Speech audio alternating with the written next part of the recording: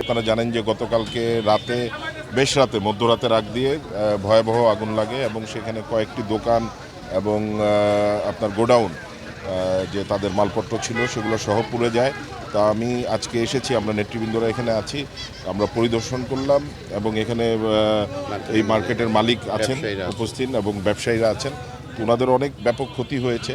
তো আমরা জানার চেষ্টা করছি যে কিভাবে আগুনের উৎস কিভাবে লাগলো বা এখানে তাদের ক্ষতিটা কি পরিমাণ গিয়ে দাঁড়িয়েছে, ইন্স্যুরেন্স ছিল কি না, সেই বিষয়গুলো তাদের সাথে আলোচনা করে জানার চেষ্টা করছি। আমাদের ব্যবসায়ীদের জন্য তাদের যা ক্ষতি হয়েছে সেটা আমরা সরকারিভাবে আমরা যতটুকু সম্ভব তাদেরকে সহায়তা করা যায় কিনা, এবং আমার সবার কাছে আহ্বান থাকবে যেন ব্যবসায়ীদেরকে বলবো যে সামনে ঈদ এবং সবাই যেন সাবধানতা অবলম্বন করে, যেন এই ধরনের ঘটনা থেকে আমরা আমাদের মানে দোকানপাট, এবং কারণ এখানে অনেক ঘনবসতি আপনি দেখতে পাচ্ছেন, এখানে আরও বড় ধরনের দুর্ঘটনা ঘটতে পারতো। আল্লাহর রহমত যে কোনো প্রাণহানি হয়নি, আহত হয়েছেন বেশ কয়েকজন, কিন্তু প্রাণহানি হয়নি।